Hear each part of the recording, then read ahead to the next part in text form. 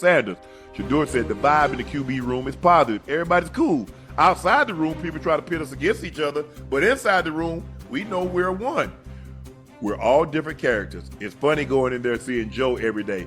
It's fun to see him because I like, wow, I really mean Joe Flacco right now, we're on the same team. Then, of course, Kenny. The experience he's been in the league with these two is cool. And to see the process of it. And Deshaun, of course, he's active in there and he's all in the meeting, so it's cool talking to him. Why? So, yes, only one quarterback can play. We understand that. Mm-hmm. So, because only one quarterback, this isn't Hunger Games. I think that, people think, I think sometimes, Ocho, people try to pitch like it's a Hunger Game. Like you could have only one winner. Yes, there's only going to be one guy that's going to be able to play at a time. But I'm not trying to sabotage it. I'm going to go in there. Hopefully he can impart some wisdom. Joe Flacco's been in this thing a very, very long time. What is this, year 17, 18 for Joe? Super Bowl winning quarterback. Yeah. Mm-hmm. Got to be at least 17. I think 2009 was his rookie year. Okay. So this year 17. 18, okay. Yeah. So, hey, hopefully I can get some from Joe. Kenny Pickett's been in the league for a while. I don't know if I'm gonna get too much from him, but hey, let's see how it go. But hey, so what? So what is? I'm just trying to figure out what it's supposed to be. I understand, Ocho, when you in the wide receiver room. Yeah. I mean, y'all didn't. It wasn't a whole bunch of 3 wides. It was 2 wide receivers. Yeah, everybody wanted to play.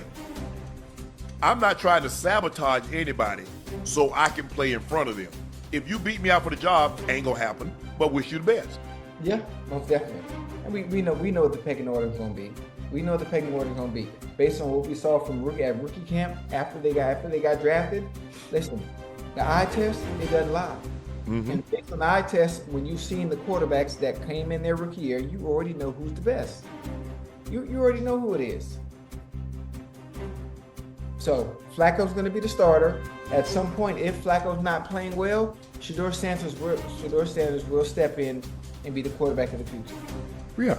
That's just how it's going to go. It's how it always plays out. Every single time. Just not in this situation. In any situation. Maybe this one is a little different because it is Shedeur. He was a 5th round pick. He's very, very well known. And his last name is Sanders. But these things like this happen all the time. And it all plays out the same way. The cream always rises to the top. It never settles on the bottom. And if Shedeur is what he believes he is, and his supporters believe he is, when the opportunity presents himself, he'll get in there and he won't look back. Same thing would happen with Tom Brady. Tom Brady came as a 6th round draft pick. He didn't play his rookie year. Mm-hmm. And he was sitting the bench start of his sophomore year. Guy gets hurt, he goes in and he doesn't look back. Lou Gehrig was not starting at first base. Wally Pipp was. And one day he had a headache. And guess what, Ocho? He never got back on first base again unless he was DHing.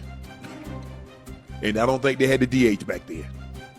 So yeah, it happens. It's just when the opportunity presents itself. That's what luck is.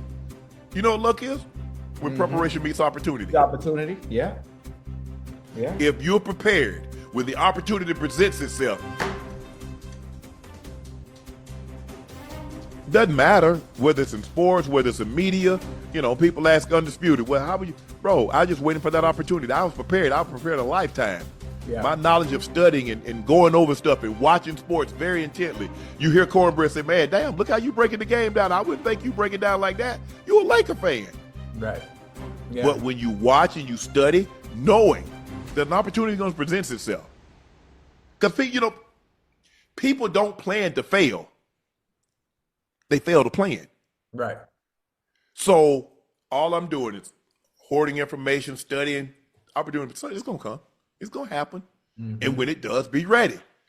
We put this together, man.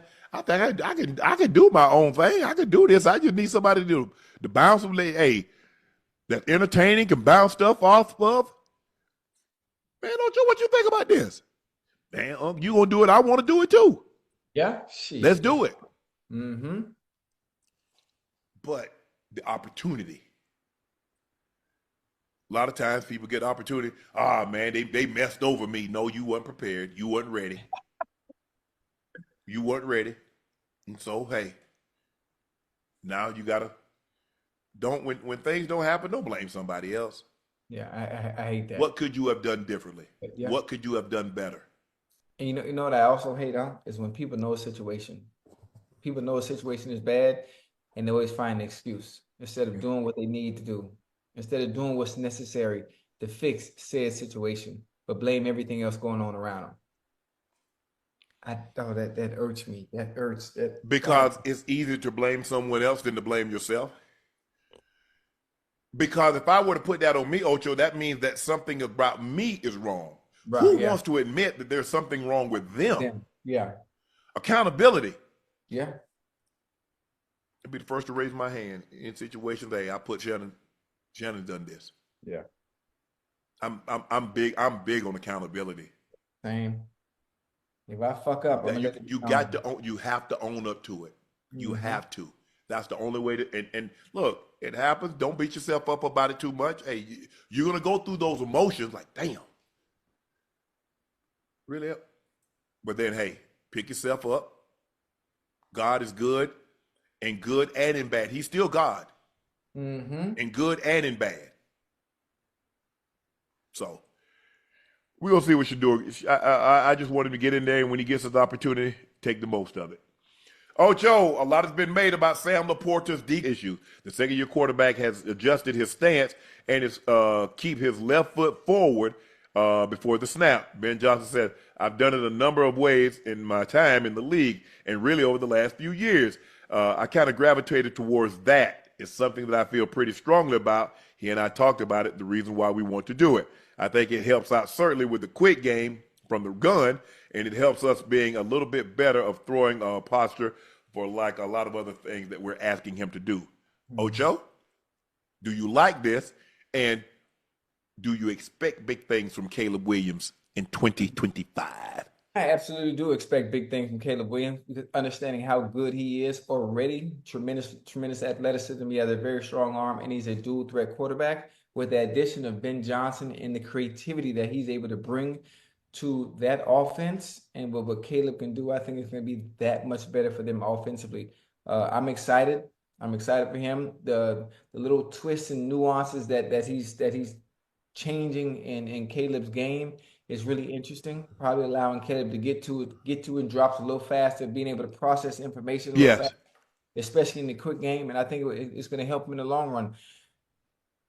People that might not like Caleb Williams for personal reasons, based on what he likes to do and enjoy off the field, I think it's because of what he said, and his dad said they didn't want to go to Chicago. I think people are still holding that against him. Yeah, well, that just came out. Before they even came out, just some of the things he did when he was at USC and some of the things, the painting the nails and all. I mean, listen, just personal stuff like that outside of what just came out. I think they're gonna be all right. I think they're gonna be all right simply because of not only the supporting cast he has around him, but getting a coach, a winning coach like Ben Johnson there is gonna do wonders for him. Hell, if it's gonna help us win more games, hell, I'll pay for him to get a painting. I'll pay for him to get a manicure. Right. All I'm trying to do is win games. I don't care about what somebody else do. They ain't got nothing to do with me, Ocho. Him painting his nail, painting his toenails. Yeah, he want to dye his hair pink, green, blue, have a blonde streak. Hey. I don't give a D. Mm-hmm. You're a football player. You're the quarterback of the team. Distribute the football. That's it. You will have more positive than negative, and we good. All that other stuff, man, I'm telling you, guys don't care. Guys want to win. So what somebody do in their spare time, that's on them. But them ain't my hands. Why I care? You right. Hey, just be a good teammate. That's it. Let's come in here. Hey. It worked. Where you from? What you did? Okay.